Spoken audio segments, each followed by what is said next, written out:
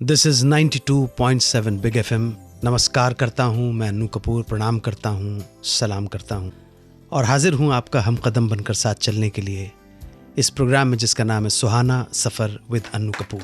आज जो कहानियाँ लेकर आया हूँ वो कुछ इस प्रकार है। फिल्म चंदा और बिजली के एक आइटम नंबर से किसको मिली रातों रात शोहरत।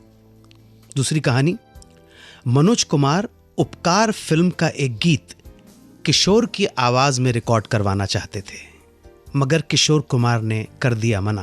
क्या थी वजह? गीत के बोल, कस्मे वादे प्यार वफा सब बातें हैं बातों का क्या।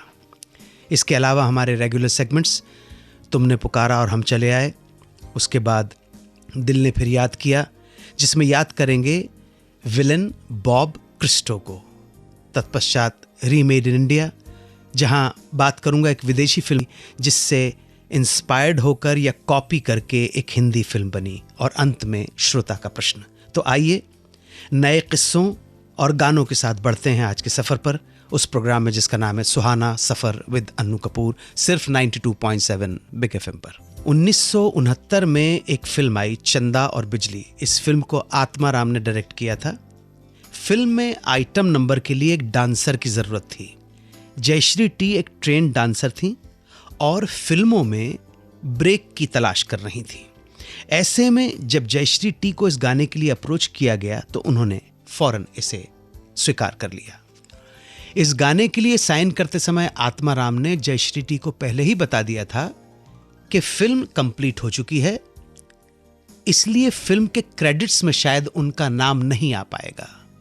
लेकिन इस गाने के शूट होने के बाद जब सबने इसके रशेस देखे, पिक्चराइजेशन देखा, तो सेंसुअस जयश्री टी को देखकर सबके होश उड़ गए।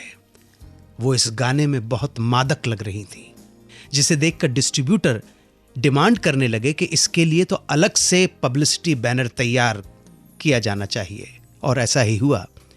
जयश्री टी की पब्लिसिटी के लिए अलग से पोस्टर तैयार करवाए गए। फिल्म रिलीज हुई और इस गीत के साथ ही जयश्री टी भी चर्चा में आ गई। उसके बाद उन्होंने कभी पीछे मुड़कर नहीं देखा। इंदिवर के लिखे इस गीत के बोल थे, तेरे अंग का रंग है अंगूरी तौबा, तेरे होठों की रंगत सिंदूरी तौबा। मनोज कुमार फिल्म उपकार में इंदिवर के एक गीत को किशोर कुमार की आवाज में रिकॉर्ड करवाना चाहते थे। कस्मे वादे प्यार वफा सब बातें हैं बातों का क्या। गाना तैयार करने के बाद संगीतकार कल्याण जी आनंद जी किशोर कुमार के पास गए, सुनाया। किशोर कुमार को ट्यून बहुत पसंद आई, लेकिन उन्होंने इस गाने को गाने से इनकार कर दिया। तर्क ये था कि ये गीत प्राण के ऊपर फिल्माया जाना है, जो एक एस्टैब्लिश्ड विलन थे, और किशोर कुमार ने यह भी कहा कि भाई प्राण के ऊपर तो जो विलन है उनके ऊपर तो मैं गाऊंगा नहीं, मैं तो हीरो के ऊपर ही जो गाने पिक्चराइज होते हैं वही गाता हूं। मजबूरी में कल्याण जी आनंद जी को ये गीत गवाना पड़ा मन्ना डे से, और आगे इस गीत के हिट होने पर किशोर कुमार ने खुद मनोज कुमार से एक बार कहा कि उन्हें ये गाना ना गाने का बहुत अफसोस रहा। साथ ही वो ये स्वीकार करने से भी नहीं चूके कि मन्ना डे ने इस गीत को जितनी खूबसूरती से गाया है वो लाजवाब है, और शायद किशोर कुमार के गाने में वो बात नहीं आ पाती। तुमने पुकारा और हम चले आए, किसकी पुकार पर हाजिर होने के लिए हम तैयार हैं। आइए देखते हैं किसका फोन है। हेलो, नमस्कार, 92.7 बिग FM से अन्नू कपूर निवेदन कर रहा हूँ, आप अपना परिचय दें। नमस्कार सर, मेरा नाम अजय दीप वाधवा है। अच्छा अजय जी, अजय दीप वाधवा, कहाँ से बोल रहे हैं वाधवा साहब? मैं रांची झारखंड का रहने वाला हूँ और मैं गवर्नमेंट एम्प्लॉय हूँ। सर, मुझे कंफ्यूजन हमेशा रहता है कि जब वो छोटे तब से वो जानते थे कि इंडिया में 3 सिंगर बहुत महान है सर, मुकेश, किशोर कुमार और मोहम्मद रफी जी। तो मुझे लगता है कि जो मुकेश जी है उनका अपना एक सर ढर्रा था, मुकेश जी उससे बाहर नहीं निकल पाते थे जी। वो बहुत महान थे, तो एक निश्चित लय में चलते थे सर जी। पर किशोर कुमार और मोहम्मद रफी सर किसी भी जगह जा सकते थे, मतलब उनकी कोई फिक्स ये नहीं थी, हंसते गाना हो, गमगीन हो या जो भी हो सर जी। तो सर मैं एक डिफिकल्ट क्वेश्चन आपसे करना चाह रहा हूँ कि आपको क्या लगता है सर कि किशोर कुमार ज्यादा बेहतर थे ओवरऑल में या रफी साहब? सर डिफिकल्ट क्वेश्चन है सर, मैं आपकी राय जानना चाहूंगा। देखिए, दोनों की अपनी इंडिविजुअलिटी है। जी सर। ये रफ़ी और किशोर को लेकर ही ये तुलनात्मक जो दृष्टिकोण है सामने नहीं आया। इससे पहले दोनों बहनों को लेकर भी आया है कि दोनों में से कौन ग्रेट है, लता ग्रेट है कि आशा ग्रेट है। और मैं बगैर डिप्लोमेटिक हुए एक बात बताना चाहता हूं कि अगर मानव से पूछा जाए कि तुम्हें सूरज और चांद में से किसको चुनना है, तो उसके सामने बहुत बड़ा संकट आके खड़ा हो जाएगा, क्योंकि सूरज का लुप्त होना ही चांद का उदय होना है और चांद का जाना ही सूरज के आगमन की निशानी होती है। तो जीवन के अंदर जितना चांद जरूरी है उतना ही सूरज जरूरी है। अब हम आते हैं आपके प्रश्न के ऊपर। दोनों अपने अपने तरह के बेहतरीन सिंगर है, बेहतरीन कलाकार हैं, इसलिए हम इनमें से किसी को भी नंबर 1 और नंबर 2 पे नहीं रख सकते। फिर भी एक तटस्थ दृष्टिकोण के साथ देखें कि किशोर कुमार की जो आवाज की रेंज है, किशोर कुमार सुर के बहुत पक्के थे और किशोर कुमार का जब उदय होना शुरू हुआ तो इत्तेफाक से फिल्मों के अंदर उन्हें उस तरह के रेंज के गाने नहीं मिले जिस तरह के रेंज के गाने मोहम्मद रफ़ी को मिले। तो इसमें इसमें नियति ने भी उनका साथ दिया। अगर मैं आपसे पूछूं, श्रोताओं से ही पूछूं कि अगर आप किशोर कुमार के देशभक्ति के गाने सुना दीजिए या भजन सुना दीजिए तो बहुत कम निकलेंगे, लेकिन उधर ना के बराबर निकलेंगे।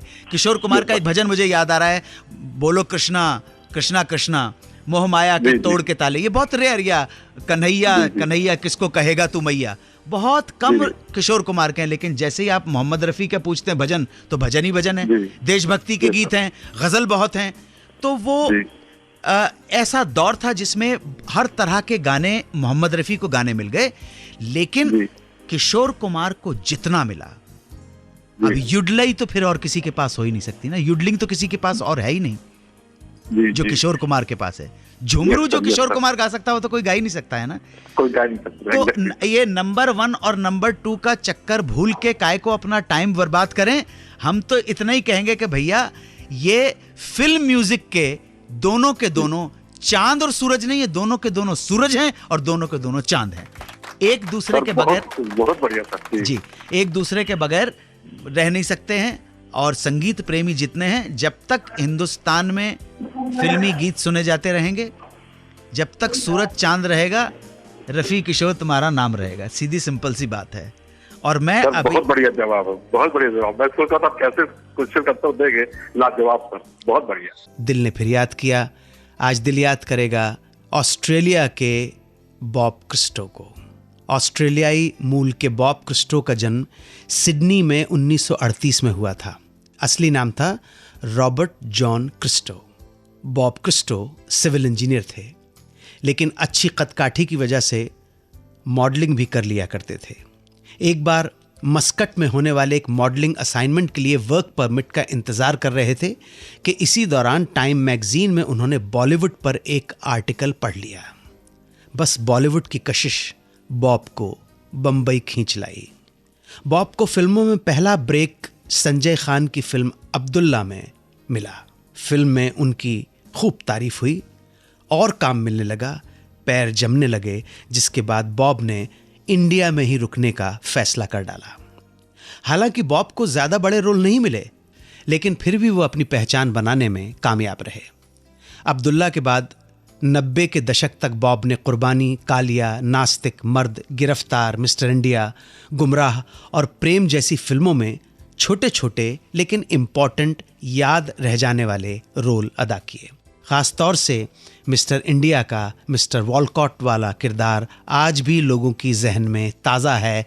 याद कीजिए वो डायलॉग, बाजरंग बाली मारता है बाजरंग बाली। 2 दशक तक तकरीबन 200 हिंदी फिल्मों में काम करने वाले बॉब ने हिंदी फिल्मों के अलावा तमिल, तेलुगु और कन्नड़ फिल्मों में भी काम किया। फिल्मों से रिटायरमेंट लेने के बाद बॉब बेंगलोर स्थित golden palms hotel and spa के फिटनेस सेंटर में डायरेक्टर के तौर पर काम करने लगे। इसके अलावा बॉब ने अपने जीवन पर आधारित किताब flashback, my life and times in Bollywood and beyond भी लिख डाली। लगभग 3 दशक तक भारत में रहने के बाद 20 मार्च 2011 को दिल का दौरा पड़ने से बॉब क्रिस्टो का बेंगलोर में निधन हो गया। बॉब क्रिस्टो के निधन के बाद उनके परिवार में रह गई उनकी पत्नी नरगिस तथा 2 संतानें सुनील और डोरियस। बॉब क्रिस्टो की पहली शादी से उनकी 2 बेटियां हैं, मोनिक और निकोल। आज हमने इस सेगमेंट में बॉब क्रिस्टो को याद किया। Welcome back to remade in India. अब बात 1955 में आई एक विदेशी फिल्म द रेन मेकर की। यूएसए के कैंसस स्टेट का एक गांव जो बारिश नहीं होने की वजह से सूखे की मार झेल रहा है। यहां एक कुंवारी लड़की लिजी करी अपने पिता और 2 भाइयों के साथ रहती है। ये परिवार भी बारिश नहीं होने की वजह से सूखे की मार झेल रहा है, ड्रॉट आया हुआ है। ऐसे में इस गांव में कॉनमैन बिल स्टारबक आता है। बिल लिजी के परिवार और पूरे गांव को इस बात का भरोसा दिलाता है कि वो बारिश करवा सकता है। बिल की बातों में आकर लिजी करी को उससे प्यार हो जाता है।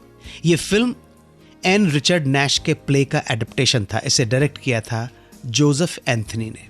इसी स्टोरी पर जब 1990 में हिंदी फिल्म बनी तो इसमें लिजी का रोल किया अनीता कंवर ने, रेनमैन बने बिल का रोल किया नाना पाटेकर ने।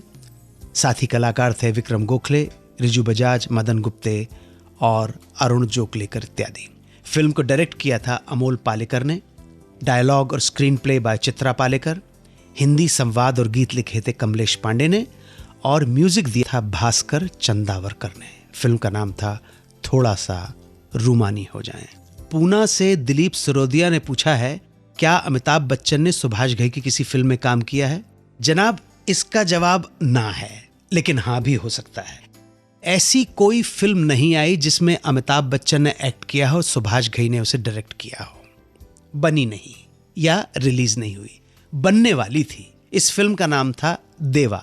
और संयोग देखिए कि देवा की शूटिंग में मैं माननीय अमिताभ बच्चन साहब से मिलने फिल्मिस्तान सेट पे गया था। तो यहाँ पर एक गाना पिक्चराइज हो रहा था।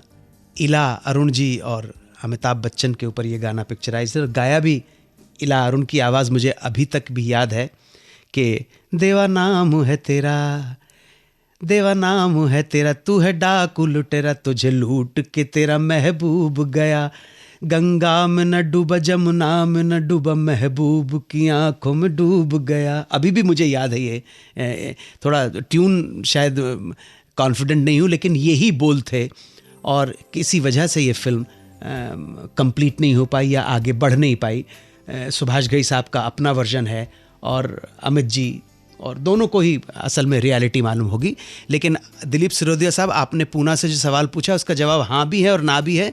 ना ये है कि हाँ इन दोनों ने इस कॉम्बिनेशन की कोई फिल्म कभी आई नहीं, लेकिन बनने वाली थी और पूरी इंडस्ट्री वॉज लुकिंग फॉरवर्ड कि ये कॉम्बिनेशन हो।